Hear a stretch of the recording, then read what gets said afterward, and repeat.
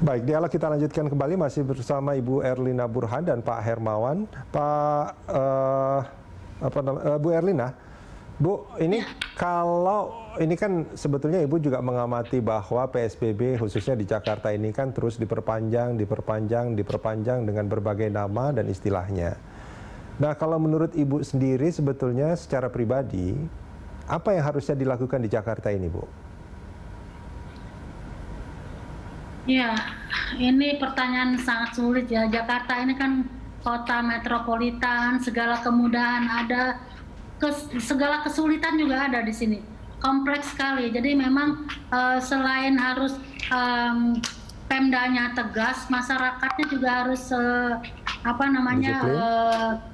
disiplin begitu ya, dan kontributif, jangan destruktif. Kenapa saya katakan demikian? Karena hingga saat ini sudah berbulan-bulan itu hoax masih saja beredar, disinformasi masih ada, dan ini merugikan masyarakat sendiri karena banyak masyarakat yang tidak membaca sumber yang valid, tapi hanya berdasarkan dari WA. Jadi saya katakan isi WA grup tuh banyak yang hoax, banyak yang disinformasi. Jadi lebih baik diabaikan. Kalau ingin tahu, carilah informasi dari informasi yang betul resmi dan valid, sehingga masyarakat juga bisa harus bagaimana begitu ya. Jadi dari Maret sampai sekarang itu hoax itu berganti-ganti, mulai dari hoax yang tidak masuk akal sampai pada hoax yang dicampur dengan logika, sains, sehingga sebetulnya jadi memelintir suatu fakta. Atau saya sering mengatakan ini disinformasi. Itu satu hal. Kedua juga kita lihat mungkin karena orang sudah lelah, udah masa bodoh juga saya lihat ya. Apalagi kan didengung-dengungkan bahwa ekonomi harus berjalan. Ya, saya setuju. Oke lah, silakan jalan ekonomi, tapi kesehatan jangan dilupakan. Prioritaskanlah kesehatan, karena kalau suatu bangsa nggak sehat, ekonomi juga nggak bergulir, begitu kan? Jadi kesehatan ini diutamakan, jangan karena mau ekonomi, kesehatan menjadi terbengkalai. Jadi kalau mau dua-duanya maju. Jadi baik kepada pihak-pihak yang mengatakan ekonomi harus bergulir, oke, fine, silakan, tapi pastikan juga bahwa virus ini jangan disebar-sebarkan begitu. Karena kalau disebar-sebarkan kita tahu sekali, begitu long weekend orang beraktivitas atau ada kegiatan sosial, ada kegiatan agama, ada kegiatan apapun, itu pasien rumah sakit kami naik begitu, melonjak. Dan tadi kan tenaga kesehatan lelah, rumah sakit juga kasihan lelah. Kenapa? Karena banyak bantuan atau insentif atau ya kalau untuk tenaga kesehatan kan insentif itu tidak diterima pada waktu yang tepat, banyak yang terlambat, banyak yang ditunda. Demikian juga pembiayaan untuk rumah sakit, kan COVID ini gratis untuk masyarakat, semuanya tidak dipungut bayaran untuk di fasilitas yang ditunjuk ya, untuk fasilitas terutama fasilitas kesehatan pemerintah. Tetapi reimbursement-nya juga tersendat-sendat. Jadi ada yang verifikasinya katanya bermasalah. Ya, jadi itu.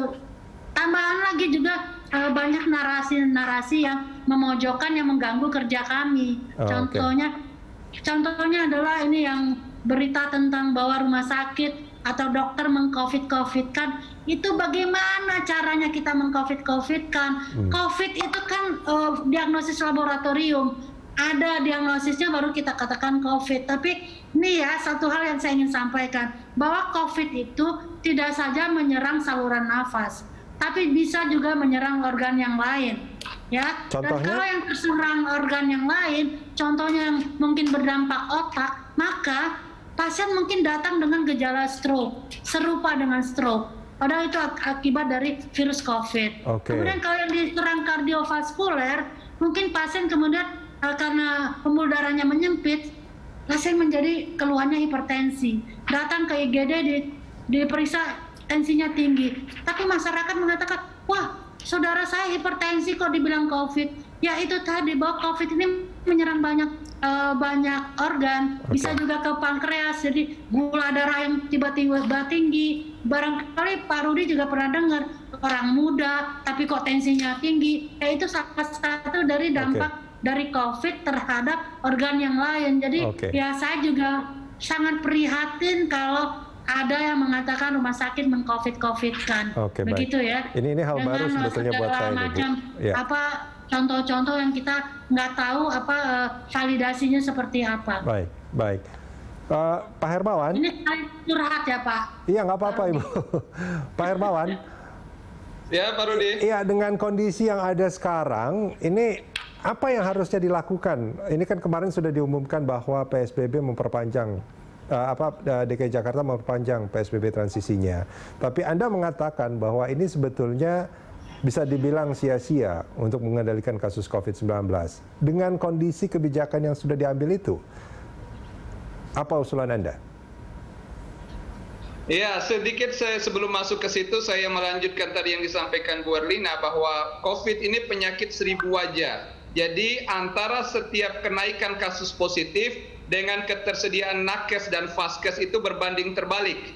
Jadi setiap ada kenaikan COVID positif akan membuat tenaga kesehatan makin berkurang, baik secara kualitas maupun kuantitasnya, demikian juga daya tampung rumah sakit dan fasilitasnya. Jadi kalau kita tidak kendalikan secara kebijakan di komunitas sebagai primary prevention, memang akan jebol juga pertahanan di vaskes maupun nakes di rumah sakit. Nah itu arti penting yang disampaikan oleh Bu Erlina. Nah sekarang bagaimana kebijakan harus dibuat? Maka 3 yang harus dijadikan arus utamaan. Dan memang kebijakan ini harus dievaluasi secara menyeluruh dan fundamental. Kita ini di Indonesia, Bung Rudi, hanya satu payung kebijakan dalam penanganan COVID, yaitu PSBB PP nomor 21 tahun 2020, yang memang diamanatkan leading sektornya adalah Kementerian Kesehatan, sektor kesehatan. Tetapi kenyataannya tidak.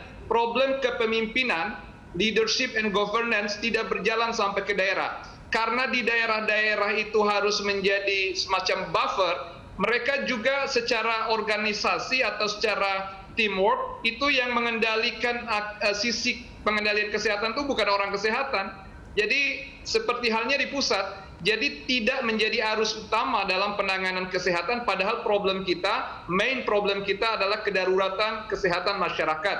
Nah ini adalah paradigma, sisi pertama. Sisi yang kedua, kita tidak mengarus utamakan community base. Padahal di desa itu Bung Rudi, ada Babin Kamtipmas, ada Babinsa, ada NGO atau jejaring seperti Karang Taruna, kemudian juga ibu-ibu majelis taklim, PKK, di sana ada tokoh masyarakat, tokoh agama, bahkan di desa itu ada tenaga kesehatan, baik perawat, bidan, dan tenaga kesehatan di tengah masyarakat. Kalau ini dilakukan upaya community organization, pengorganisasian dan pengembangan masyarakat dengan baik dari, oleh, dan untuk masyarakat, tidak akan nampak beban rumah sakit dan vaskes. Contoh sederhana adalah ruang isolasi mandiri. Kalau dalam satu komunitas ada warganya yang terdeteksi COVID positif dengan gejala ringan dan bahkan tanpa gejala, masyarakat ini menyediakan fasilitas, stigma dihilangkan, kebutuhan dipenuhi, dan ada kesadaran kolektif sehingga perilaku ini baik yang individu maupun yang komunitas betul-betul terkendali. Tetapi kampanye ini harus dipopulerkan oleh pemerintah, fasilitasi trainingnya harus dilakukan oleh pemerintah, terkhusus di DKI Jakarta. Saya ambil contoh, di sini ini ada lebih dari 120.000 perusahaan. Bayangkan kalau setiap perusahaan itu punya Satgas COVID terlatih. Jadi Satgas COVID itu harus ada di setiap institusi, setiap pabrik, setiap industri dan perkantoran, yang kalau mereka ini terlatih, kemudian mereka melakukan early detection dan early warning system, ini luar biasa. Ini akan menjaga kekuatan komunitas perkantoran, dan ini yang harus dievaluasi. Ada yang disebut dengan BOR protokol, Bung Rudi. Saya perkenalkan istilah BOR, barang, orang, ruang. Kita masih fokus pada perilaku, kaitan dengan 3M, menggunakan masker, menjaga jarak, mencuci tangan. Itu bagus, tetapi rekayasa perkantoran dan pemukiman harus juga menyentuh manajemen kesehatan pada barang dan ruang. Bagaimana ruang-ruang perkantoran di Jakarta yang tertutup dengan ventilasi yang tidak memadai, air conditioner di bawah 20 derajat Celcius, belum lagi volume pekerja dan lain-lain, itu semua mengakibatkan resiko transmisi yang luar biasa. Pertanyaannya, siapa yang melatih, mengawasi, mengontrol, memantau dan mengendalikan COVID di lapangan? Karena tidak menjadi arus utama, ya ada di dalam Pergub, tetapi tidak dipopulerkan seperti tiap hari dilakukan untuk 3M untuk perilaku. Nah, inilah pendekatan holistik yang harusnya betul-betul menjadi arus utama. Saat ini orang dituntut dan di-challenge menjadi seorang patriot bangsa.